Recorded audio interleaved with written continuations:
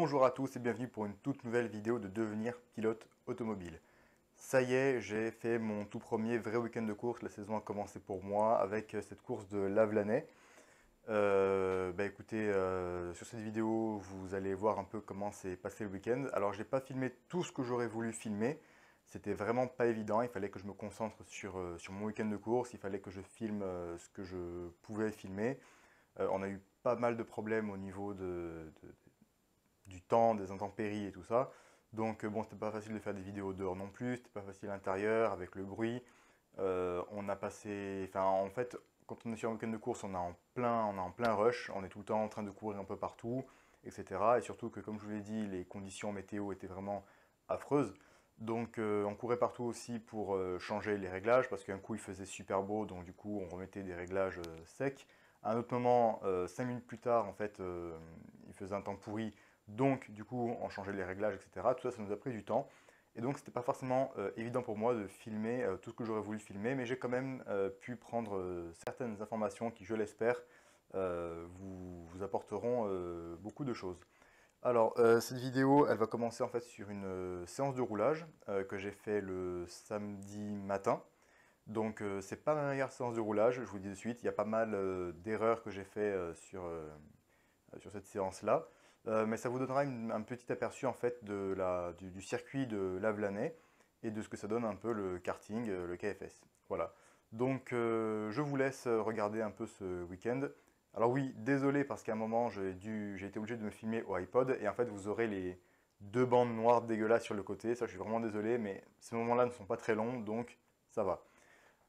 Donc voilà, écoutez, c'est à peu près tout ce que j'avais à vous dire pour le moment. Donc je vous laisse regarder un peu ce qui s'est passé ce week-end à Lavelanet. On se retrouve juste après pour un débriefing de ce week-end de course. J'ai beaucoup de choses à vous dire dessus.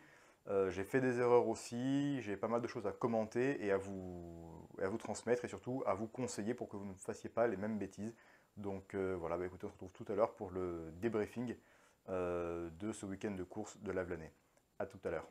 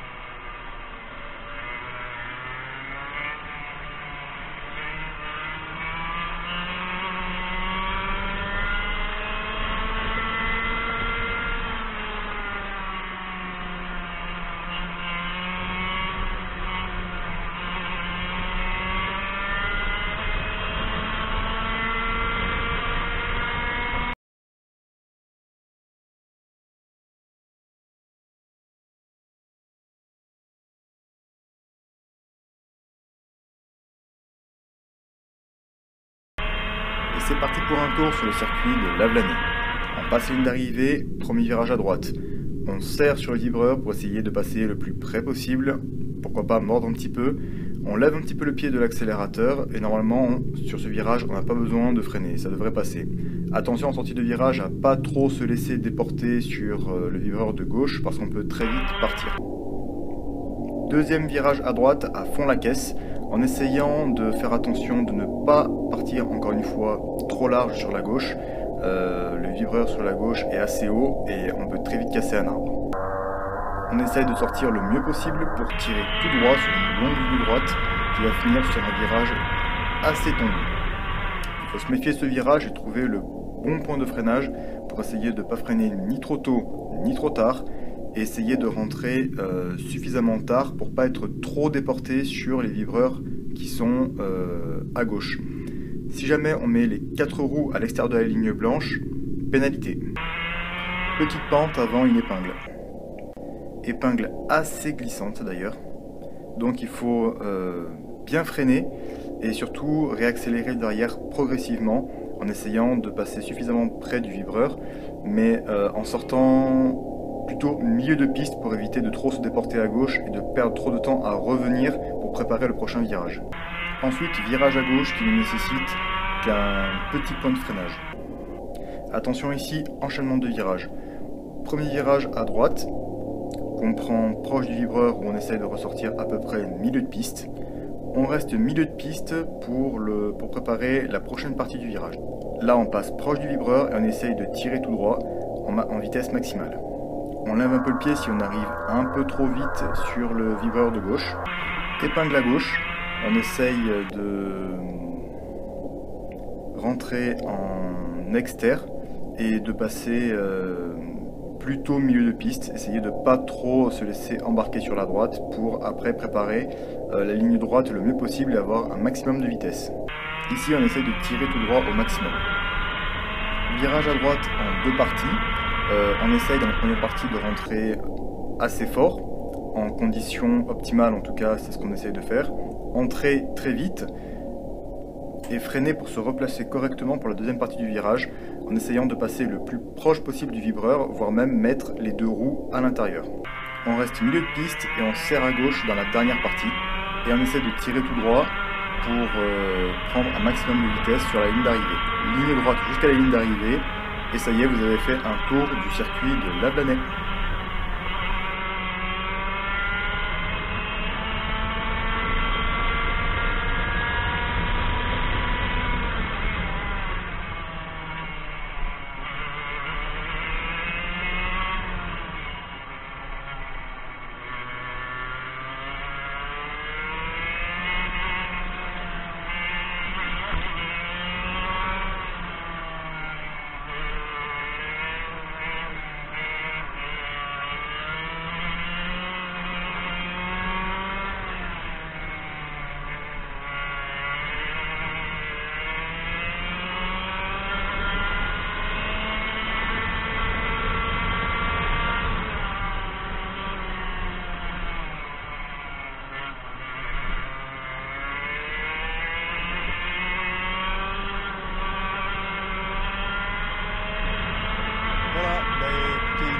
Actuellement 1h, on est samedi, donc là c'est la pause pour aller manger. Ouais. Donc on a fait une séance d'essai le matin, on a eu 2 séances et donc comme vous l'avez vu tout à l'heure, moi ma séance elle était un petit peu moyenne, un peu mitigée, j'ai fait que la deuxième de ce matin.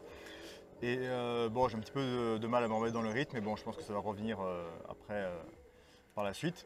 Là je suis en compagnie de Thibaut ouais. Qui va se présenter. Donc, ouais, donc je m'appelle Thibaut Casaubon, j'ai 16 ans et je fais du karting depuis 1 an et demi. Ouais. Et là aujourd'hui c'est mon premier week-end en KFS, donc à Lavelanet. D'accord. Voilà. Et en fait jusqu'à présent tu avais été en rotax. D'accord. En rotax. En d'accord, et tu n'as fait aucune saison en fait, tu as fait que des entraînements. Ouais. Okay. Non, j'ai fait 3-4 courses. D'accord. J'en ai fait 2 à Biscarrosse et une à l'Escar. Voilà. D'accord. Et tu as pu t'entraîner un peu ou Ouais, je me suis plus entraîné que rouler en course. D'accord. J'ai énormément roulé. Ok, tu t'entraînais ouais, de manière régulière? À Berdory, à l'Escar. Ouais. D'accord. Voilà. Combien de fois par mois par exemple? Bon, j'ai eu le kart il y a 1 an et demi, ouais. Et dès que je l'ai eu, je roulais tous les week-ends, quoi. J'étais comme un fou. Ah ouais, d'accord. Okay, okay. Mais après, ouais, petit à petit, ça venait et voilà. Ça va. Et comment c'était venu toi? Moi, c'était à force donc, de faire du loisir en 4 temps, dans les circuits normaux. Mhm. Et donc petit à petit, donc, je roulais. Et donc j'ai pris, comment dire, j'ai aimé rouler en karting. Et donc d'un coup est venue l'idée de rouler en compétition et d'aller plus loin, quoi, de rouler. D'accord. Et est-ce que c'est ta passion le sport auto ou est-ce que c'est vraiment un loisir simplement que tu aimes? Non, c'est vraiment une passion. Je fais même du virtuel en volant, en moto, quoi. Mhm. Donc avec un volant chez moi, avec un baquet, tout ça.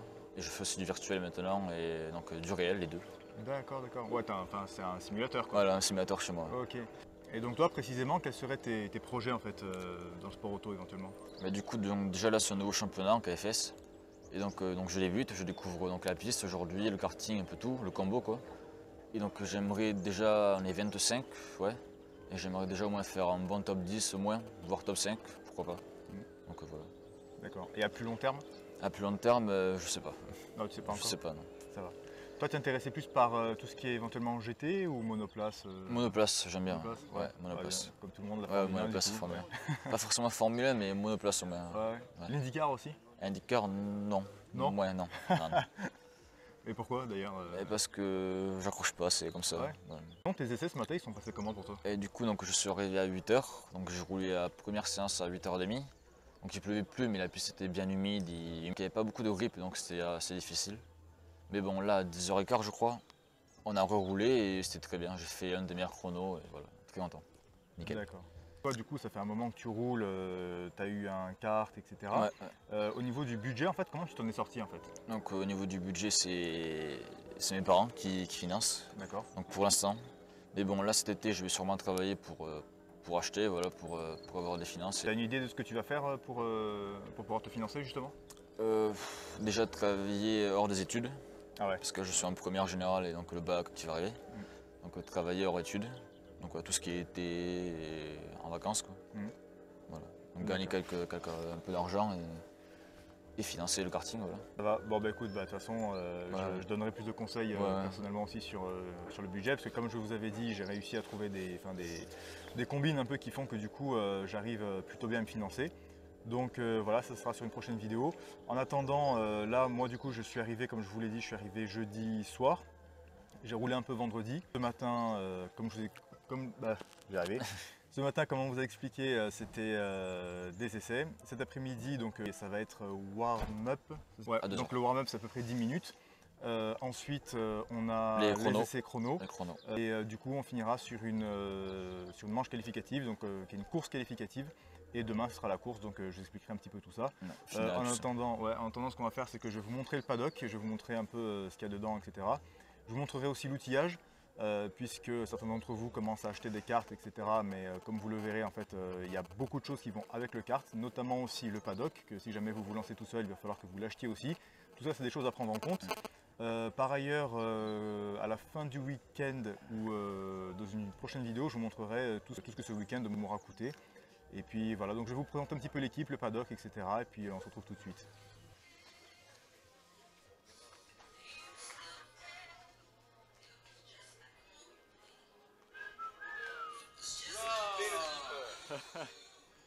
Faites coucou. Ah, Pierre Echesse que vous avez déjà vu. Oui, Et je vous laisse vous présenter quand même. Rémi, enchanté. Ah, bah, mais je rentre pas bien en vidéo.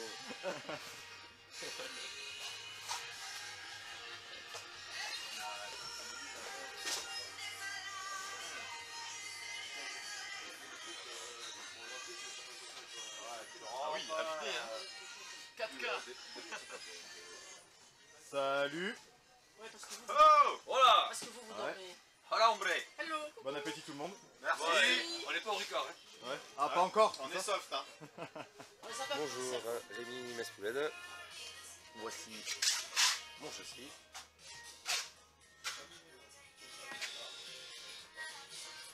Donc un KFS 145. Et voilà ce qu'il faut. Hop. Pour rouler. Les moteurs de rechange, les couronnes, les pneus, les outils. Et voilà. Donc pas tout ranger. Le compresseur. Et donc tu as besoin de tout cet outillage du coup pour un week-end quoi. Et ouais, on a droit à 2 moteurs pour la course qui sont plombés, donc on n'a pas le droit de les ouvrir entre temps, donc c'est pour ça qu'on en a 2. Et ça c'est les pneus pour la course qui seront scannés. Et Suite de cette journée de samedi, fin des warm-up et des essais chrono, le temps a vraiment viré. Il pleut vraiment beaucoup et ça va être très compliqué pour moi parce que j'ai déjà eu beaucoup de difficultés aujourd'hui. J'ai pas réussi à retrouver le rythme d'hier, je suis en difficulté depuis le début de la journée et là le fait qu'il pleuve ça va vraiment pas arranger les choses parce que je suis pas du tout expérimenté sous la pluie. Pour rappel, on ne roule pas avec des pneus pluie en KFS, on roule avec des gommes lisses, les mêmes que par temps sec, donc ça va être vraiment très compliqué pour moi. Donc c'est la dernière chose qu'on a à faire aujourd'hui, c'est les qualifications sous la pluie, et puis on verra demain. Apparemment il ne pleut pas, donc j'espère que ça se passera mieux pour moi demain, mais c'est vrai qu'en attendant c'est un week-end un peu compliqué pour moi. Donc voilà, on se dit à très vite.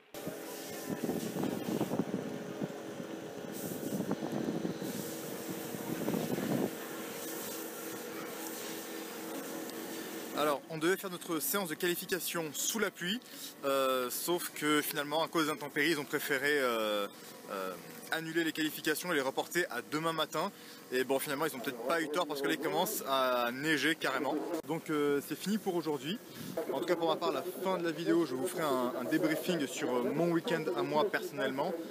Parce que c'est vrai que quand on est débutant, on a quand même pas mal de choses à dire. Et voilà, donc il faut que ce soit dit, il faut que vous le sachiez aussi, parce que bon, après le sport automobile, c'est vrai que ça fait plaisir, mais il ne faut pas s'imaginer qu'on va arriver, poser le kart et griller tout le monde. On peut être relativement doué, etc. et savoir s'y faire, savoir maîtriser un peu le volant.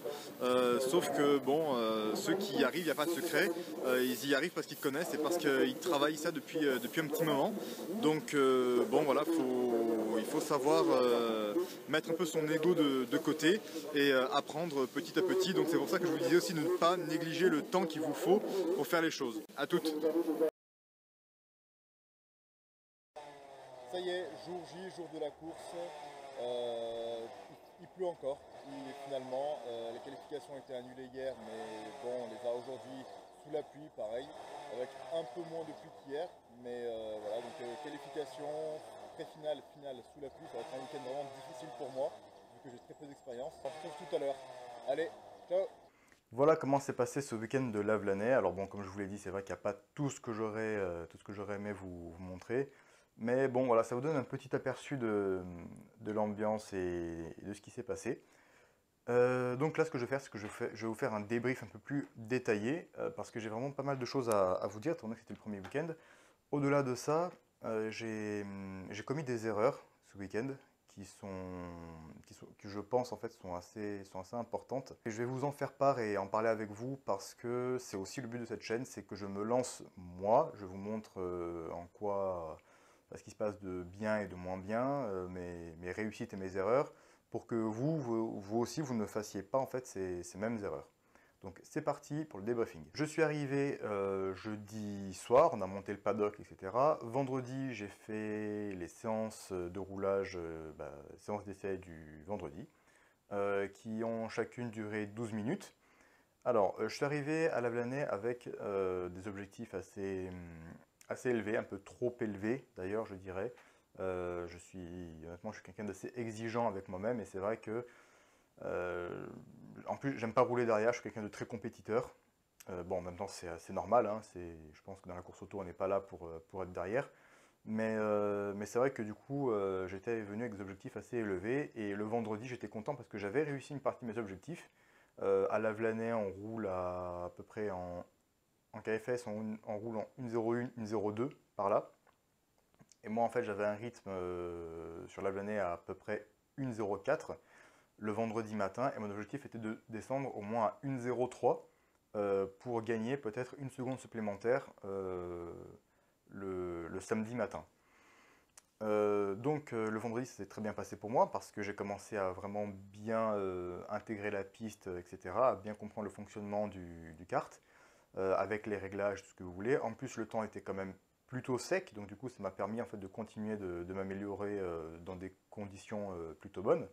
Et donc j'ai fini le vendredi en réussissant mon objectif en descendant à 1,03, surtout que j'étais vraiment très régulier en plus dans cette seconde-là, donc j'étais vraiment très content. Et donc pour moi le week-end s'annonçait vraiment très très bien. Donc je me suis dit demain, bon écoute, tu travailles de la même manière, tu restes régulier, concentré, tu as fait tout ce qu'il y avait à faire, tu as fait le job aujourd'hui, donc demain tu n'as plus qu'à allez, quelques dixièmes à gagner on va dire, et ta seconde, bon tu devrais l'avoir assez rapidement. Voilà, donc j'étais vraiment dans une bonne dynamique, j'étais vraiment très confiant, etc. Bon, vous avez vu que finalement ça s'est pas exactement passé comme je l'aurais voulu. Le temps a décidé un peu de faire ce qu'il voulait ce week-end. Donc le samedi ça a été beaucoup plus compliqué. Samedi matin la piste était vraiment très humide. Et je me suis dit que bon, c'était peut-être pas la peine de forcer, surtout que bon, je m'étais couché un peu tard la veille. Donc je me suis dit, bon écoute, tu prendras les prochaines séances et puis ça devrait aller. Sauf que finalement sur la séance d'après de 10 heures, comme vous l'avez vu, c'est ce que je vous ai montré, c'était pas top non plus, j'arrivais pas vraiment à revenir dans le rythme de la veille.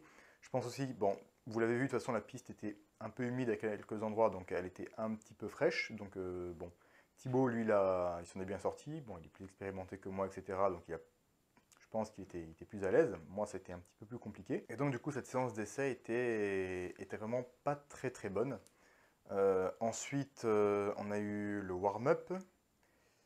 Et le warm-up, bon, je l'ai fait comme ça. Je l'ai pris vraiment comme un essai pour m'améliorer. Et finalement, le temps n'est pas forcément... j'ai pas encore réussi à récupérer le rythme de la veille. Donc bon, là, je commençais à peut-être un petit peu m'inquiéter quand même. Mais finalement, là où le week-end a vraiment commencé à changer un petit peu de visage, c'est lors des essais chrono. C'est là que les erreurs commencent, les erreurs de débutants et les erreurs en plus qui sont faites, pas forcément sur la piste, mais qui sont faites en fait par rapport à mon mauvais comportement, on va dire, entre guillemets. Un peu trop d'ego. Voilà, ça rejoint un peu ce que je vous disais au départ.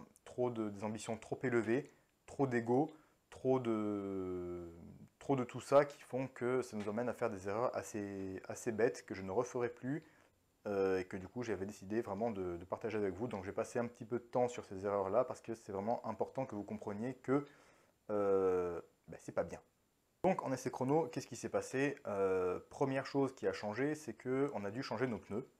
On est parti en pneus complètement neufs. Donc au début du week-end, en fait, quand on arrive sur le championnat, on peut utiliser les pneus qu'on a depuis un certain temps. Alors ces pneus ont quand même pas mal de grippe du coup parce qu'ils ont roulé, etc. Ils sont pas encore, en plus c'était des pneus qui n'étaient pas encore trop usés, donc ils étaient bien, ils chauffaient vite, etc. Et donc pour les premiers essais chrono, vous êtes obligé de prendre les pneus neufs, les pneus que vous allez utiliser pour le championnat, mais comme ça au moins tout le monde part à égalité, etc. Donc je récupère mes pneus neufs et on m'avait prévenu, on m'a dit bon bah écoute Dino, tes pneus là, attention c'est la première fois que tu roules en vraie gomme neuve, la piste est assez froide, tu vas beaucoup glisser et surtout le premier virage, attention ça ne tourne pas. Donc tu freines bien parce que ça ne tourne pas. Bon, ok. Donc finalement, je mets ces pneus et je commence à rouler. Rouler. Et j'ai remarqué qu'en fait, c'était vraiment très très difficile de chauffer ma gomme. Et c'est là que j'ai commencé à un petit peu m'inquiéter. Les tours défilaient, donc on a à peu près 12 minutes d'essai. Les tours défilent et je suis toujours incapable de chauffer ma gomme. Et c'est là que j'ai commencé à me dire, mais bon sang, qu'est-ce que c'est que ce bazar? Je veux dire, comment je vais faire pour afficher un temps, etc. C'est pas possible, quoi. Du coup, ça a commencé un petit peu à me faire baliser. Donc, finalement, bon, je me suis dit, écoute, vas-y, continue, ça va venir. Et bon, au fur et à mesure, bon, normal, je commence à sentir que ma gomme commence à chauffer et commence à être bien. Donc, je commence à me dire, bon, ben voilà, on va commencer à pouvoir bien accélérer, faire quelque chose de plus rapide, etc. Sauf que, après, bon, j'ai pas eu trop de bol. Après, voilà, c'est un week-end de course, c'est le sport auto, c'est comme ça, c'est un peu à chacun sa chance. Et ce qui s'est passé, c'est qu'à chaque fois que de toute façon j'avais un tour qui était plutôt rapide, il a été gâché par le fait que j'étais tout le temps confronté au drapeau jaune. Alors, drapeau jaune, comment ça se passe? Donc déjà, vous ralentissez et vous êtes obligé de lever la main. Vous êtes obligé de lever une main du volant.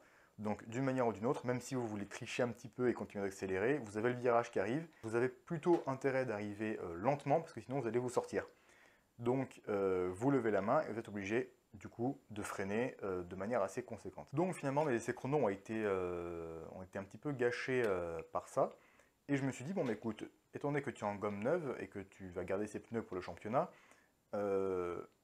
et que en plus tu vois que bon, bah, finalement, bah, apparemment, tu n'as pas beaucoup de chance, tu n'as pas beaucoup de bol, à la limite, rentre au stand, conserve tes pneus, et puis comme ça aussi, tu t'économises et tu économises un peu tout. Ça peut être une bonne idée. Je suis rentré à 2-3 tours de l'arrivée, enfin 2-3 tours de la fin de la séance, et quand je suis arrivé, j'entends un premier pilote dire: t'as vu ça, ces pneus? Putain, ça a mis du temps à chauffer, hein. Ce n'est qu'au dernier tour que j'ai réussi à faire mon meilleur tour, et ce n'est qu'au dernier tour que j'ai vu que les pneus étaient vraiment prêts à donner du meilleur. Bon, j'ai pas réfléchi plus que ça, moi j'ai fait ce que j'avais à faire, etc. Je suis rentré avant, bon, tant pis. Et puis bon, voilà, la suite, vous la connaissez. Finalement, on était censé partir pour les qualifications, mais les qualifications, on ne les a pas faites à cause de la neige. Et finalement, dans la soirée, je me retrouve à écouter un autre pilote parler aussi. On discute ensemble, et puis je lui dis, bah alors comment ça s'est passé, tes essais chrono, etc. Il me dit, bah écoute, moi, dégueulasse, franchement, j'ai pas pu faire ce que j'ai voulu, et surtout qu'en plus, ce n'est qu'au dernier tour que les pneus étaient chauds. Là, j'ai commencé à me dire, ah bah merde, t'es rentré trop tôt, mais t'aurais peut-être dû continuer en fait, hein, parce que si ça se trouve, l'essai chrono, quand même, ça détermine l'ordre de départ de la course qualificative. Si ça se trouve, tu aurais eu un meilleur rythme, tu aurais pu partir un peu plus haut dans le peloton et ça se serait un petit peu. Enfin, peut-être que là, tu viens de cloisonner un petit peu ton week-end en fait. Le lendemain, lors de la course, et c'est là que le week-end continue justement sur cette mauvaise lancée, je dirais. Les qualifications, finalement, on les fait sous la pluie. Et en fait, là, sous la pluie, c'était vraiment très, très, très compliqué. Vraiment très difficile. Alors, il y en a un qui est sorti dans le tour de formation. Et après, justement, je me suis sorti aussi. Donc voilà, après, c'est des choses qui arrivent, hein. Je me suis sorti et en voulant rattraper le reste du peloton, parce que comme je vous l'ai déjà dit, c'est une course, donc en fait, on part tous en même temps, comme vous l'avez vu pour les essais, on part tous en même temps comme ça. Ensuite, on se reforme en fait avant la ligne d'arrivée et on part. Et donc, quand j'ai voulu rattraper le reste du peloton, il y a un virage où j'en ai trop mis.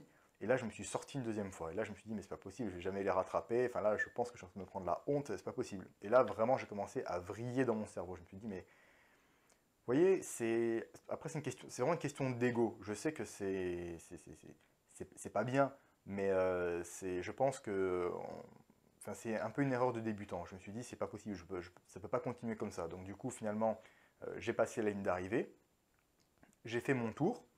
Et en plus, je me suis rendu compte en faisant mon tour que sur le virage que je vous ai montré après la grande ligne droite, vous avez le virage à droite là, avec justement le vibreur qui re-rentre un petit peu à l'intérieur. J'ai mis les 4 roues dehors en glissant. Donc je me suis dit, bon bah écoute, de toute façon, en plus tu risques peut-être éventuellement de prendre des pénalités. Donc, qu'est-ce que j'ai fait? J'ai fait exactement la même connerie que la veille. Je suis rentré, et là en plus, je suis rentré au bout du premier tour. Au bout du premier tour, au bout de ce tour-là, j'ai même pas fini, je suis rentré au stand direct. Et ça a été une grosse erreur. Parce qu'en fait, même si en termes de position, de toute façon, c'était foutu, j'étais largué, etc. En fait, par la suite, j'ai vraiment compris l'étendue de mon erreur. Je ne l'ai pas compris à ce moment-là, je l'ai compris plus tard. Lors de l'après-finale, alors ça s'est un peu mieux passé, même si bon, c'était sous la pluie, donc bon, c'était compliqué. J'ai eu un petit accrochage. Après, ça s'est pas trop mal passé parce que bon, j'ai pas fait beaucoup d'erreurs. Par contre, je suis plutôt bien resté sur la piste. J'avais un rythme, j'ai pas un très bon rythme, mais bon, ça passait. Et ce qui s'est passé, en fait, c'est que je me suis rendu compte qu'en roulant sous la pluie comme ça en condition de course, je commençais vraiment à bien comprendre comment fonctionnait le kart sous la pluie et comment fonctionnait l'accélérateur et le frein sous la pluie. Et donc c'est là que j'ai commencé vraiment à avoir un meilleur rythme sous la pluie. J'ai commencé vraiment à accélérer et j'étais derrière, juste derrière un type qui roule en KFS depuis déjà, mais un petit moment. C'est un pilote expérimenté, etc. Et j'étais juste derrière lui et je me suis dit, mais c'est pas si mal que ça, quoi. Tu vois, donc je pense que t'as un peu gâché tes chances, quoi. Et c'est sur ça justement que j'aimerais m'arrêter et revenir. Ça, ce sont des erreurs que j'ai fait. Le fait de rentrer trop tôt, le fait de me laisser comme ça abandonner. Autant aux essais chrono, on a vu ce que ça m'a coûté. Peut-être quelques places pour la course qualificative, même si j'ai raté après la course qualificative. La course qualificative qui finalement, je n'ai fait qu'un seul tour sur 8. Et en 8 tours, en fait, on a quand même en fait, le temps d'apprendre certaines choses et d'apprendre le fonctionnement. Surtout qu'il m'en a fallu moins que ça pour apprendre un peu mieux le fonctionnement en pré-finale. Vous voyez ce que je veux dire? Donc là où je veux en revenir, c'est que déjà, le premier objectif quand on se lance en sport auto, en kart, qu'il ne faut pas oublier, c'est de prendre du plaisir avant tout. Avant de vouloir dépasser les autres, être meilleur, avoir un bon rythme, etc., c'est de prendre du plaisir. Ensuite, il faut bien faire la part des choses et se rendre compte qu'on n'est pas expérimenté. Moi, je suis confronté à un plateau où l'ensemble des pilotes, même s'ils n'ont pas fait de compétition, ils sont beaucoup plus expérimentés que moi, comme vous l'avez vu, par exemple Thibaut Casobon, qui a son kart depuis un moment et qui roulait tous les week-ends. Moi, j'ai dû faire 4 ou 5 roulages dans l'année, quoi. Donc, c'est pas comparable. En plus de ça, lui, par exemple, il a fait 3-4 courses, etc., etc. Donc voilà, moi, je suis confronté à des pilotes qui ont au minimum cette expérience. Donc moi, je suis vraiment un débutant, je suis vraiment un bébé dans le milieu et dans le karting, vous voyez? Et donc ça, c'est un truc qu'il ne faut pas oublier. Il faut arrêter en fait avec son ego qui est très mal placé, qui nous pousse à faire ce genre d'erreur. Même si vous voyez que vous n'êtes pas forcément dans le rythme, que vous êtes largué, continuez parce que vous avez des choses à apprendre. Et ça, c'est très important. Apprendre. Et c'est ça aussi dont je vous parlais dans la précédente vidéo, de ne pas négliger le temps qu'il vous faut pour apprendre. Donc ça, c'est vraiment l'erreur sur laquelle je voulais revenir. Moi, maintenant j'ai compris, je ne le ferai plus. Mais du coup, vous, vraiment, ne le faites pas. La pré-finale s'est passée un peu comme elle s'est passée. En plus, j'ai eu un accrochage.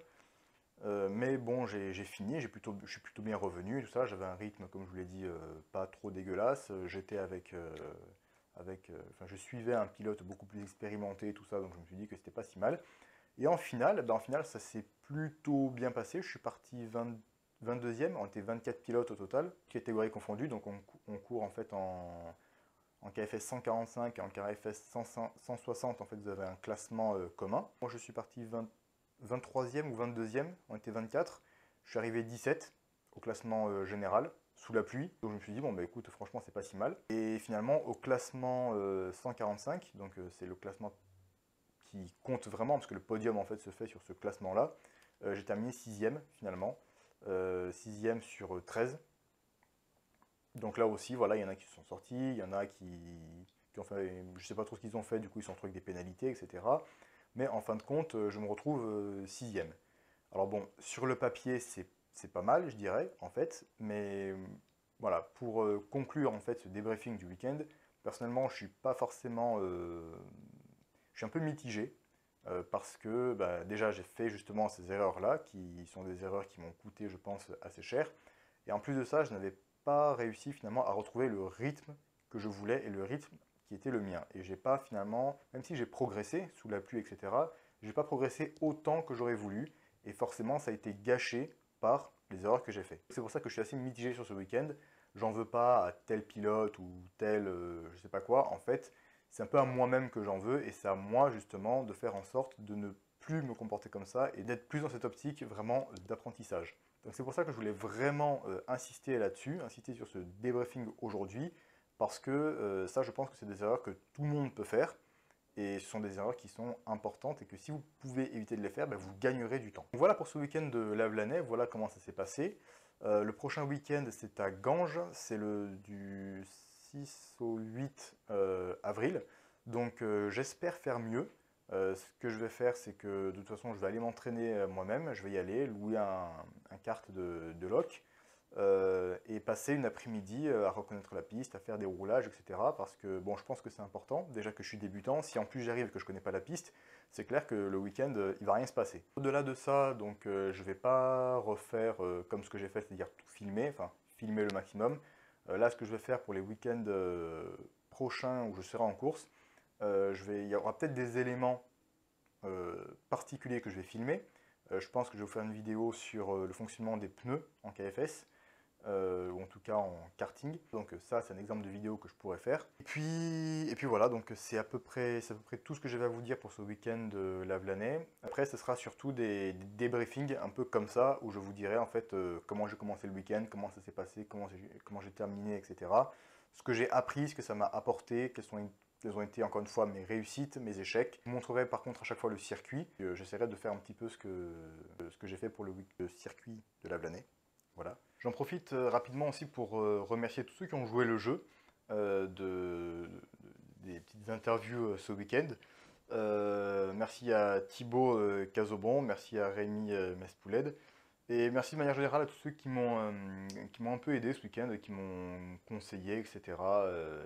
Thomas, Suzanne, Greg, forcément. Et puis je pense que je n'oublie... si, Thomas, Coy, la famille Coy, très sympa. Et voilà. Donc merci à tout le monde. J'ai passé quand même un super week-end. En tout cas, au niveau de l'ambiance, c'était vraiment génial. Donc, bon, écoutez, je suis impatient de vous retrouver pour Ganges. Voilà. Et c'est tout pour moi. Prochaine manche, Ganges. Regardez la vidéo que je suis en train de sortir là actuellement sur le budget. C'est la suite de ce qui s'est passé. C'est aussi un petit peu la suite de Lavelanet parce que vous allez voir ce que ce week-end m'a coûté. Ne faites pas les mêmes erreurs que j'ai fait. Roulez, faites-vous plaisir, croyez en vous, croyez en vos rêves, allez chercher ce que vous méritez. Force, courage et motivation. Et on se retrouve très bientôt pour de toutes nouvelles vidéos de devenir pilote automobile. Ciao.